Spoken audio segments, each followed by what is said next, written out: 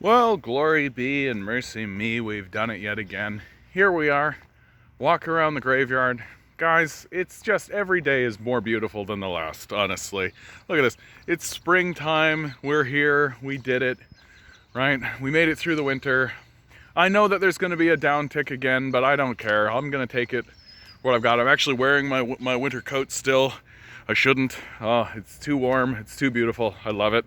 Get outside, right? I know we're all trapped in our homes and we're all trapped in our offices and all that kind of stuff, but pop outside, breathe the air, try to live your life. Oh my God, what a time to be alive. And what's making this period of time so difficult is that our leadership is completely grifting us, right? And completely grifting us, like across the board, no exception. Justin Trudeau releasing the budget today, right? And it is essentially a laundry list of pretending to do things.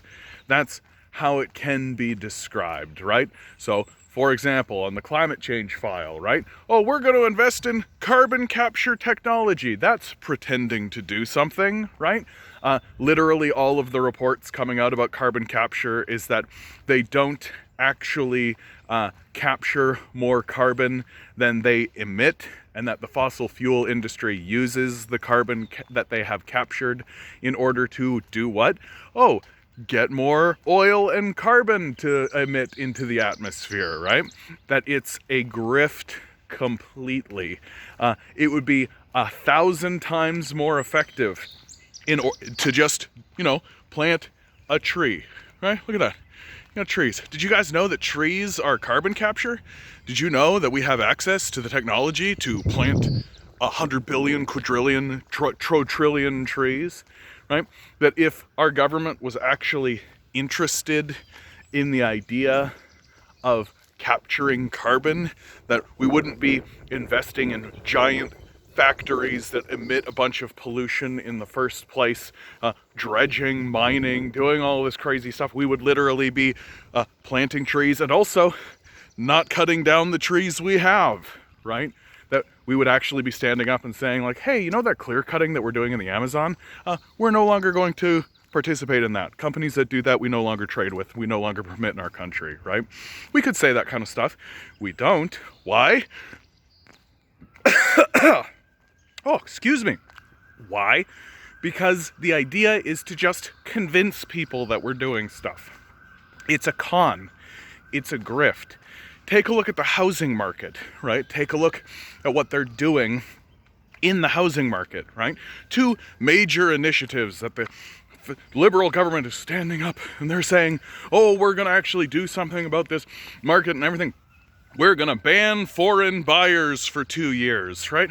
Really good for the nationalist impulse inside of us, right? Yes, it's the foreign buyers that are the problem. Certainly not the domestic buyers.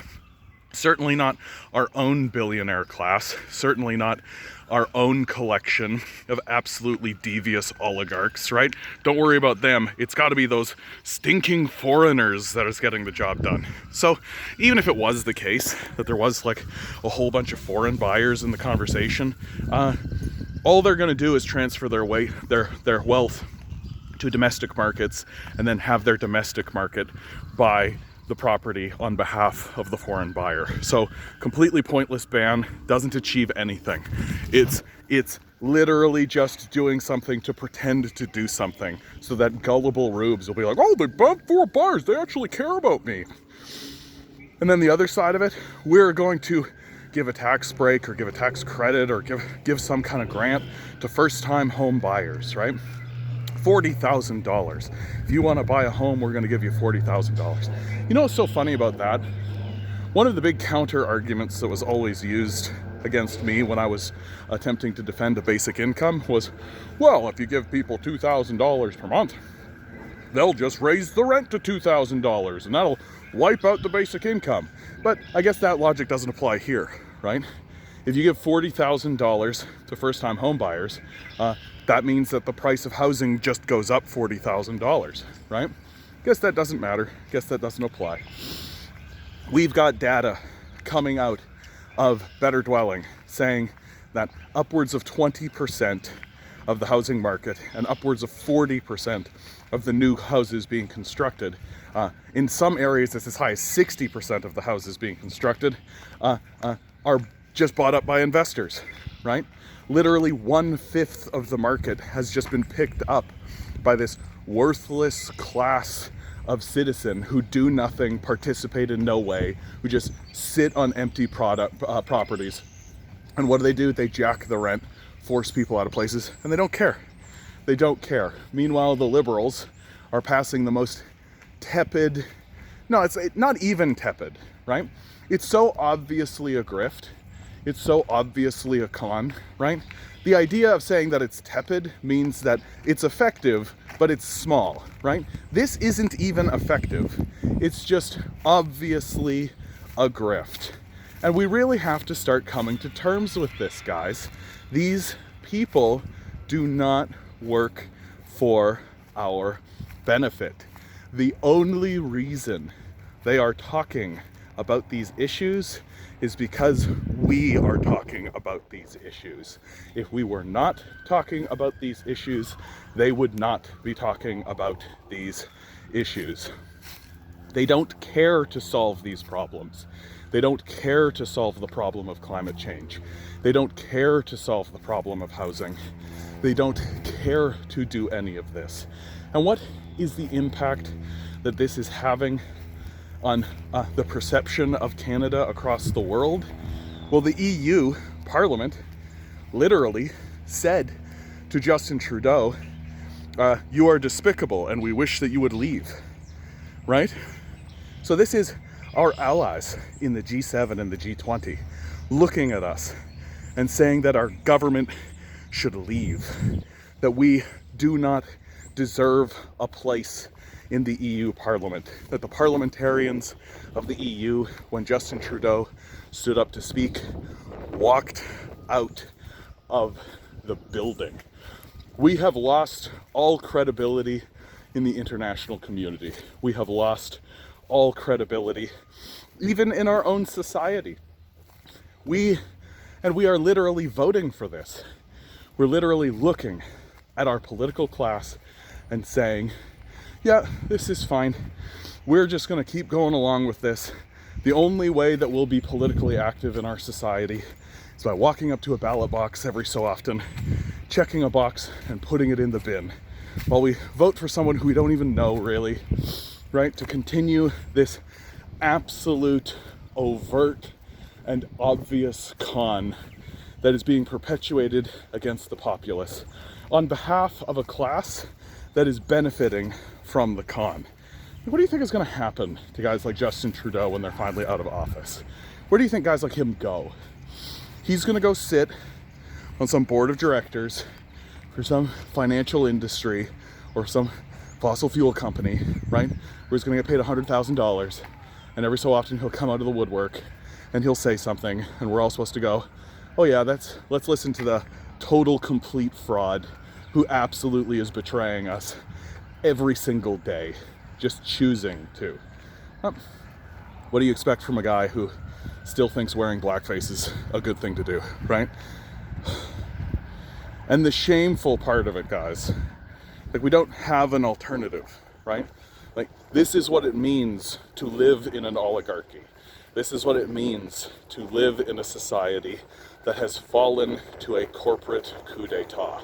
This is what it means. There is no electoral solution. They've guaranteed it. That if you vote conservative, you're an evil psychopath attempting to destroy the planet. If you're voting liberal, you're a gullible rube voting for people who are obviously grifting you. And if you vote NDP, well, then that just means you're voting for the tiniest little incrementalism possible that's still not going to be even remotely close to enough.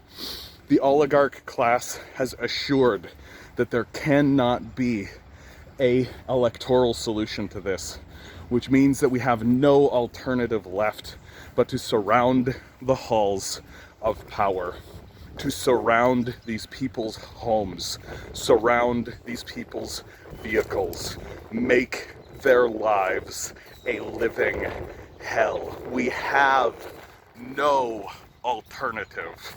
And if we don't do it soon, then the sun is going to burn us down, because we can't negotiate with the sun. Did you guys know that? That you can't just look at the sun and say, give us an extra minute. It's not going to work that way. Just ask the people of Lytton. All right, guys, this is the end of this one. Please like, please share, please subscribe, consider donating to the Patreon. We have to support leftist voices, right? The leftists are being chased out of the conversation.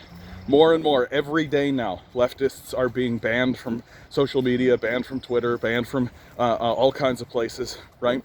Soon, it'll literally be panel discussions between overt, obvious, like Nazi-level fascists and liberals. So, two fascists talking to each other.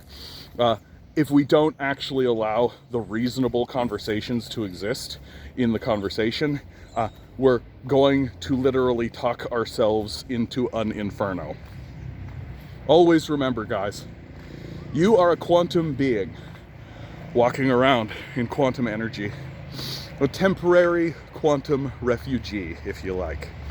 The billionaire class is spending hundreds of billions of dollars in the hopes that you'll never realize it and just remain the good little commodity they need you to be. Rebel, revolt, repent. Good luck. We're gonna need it.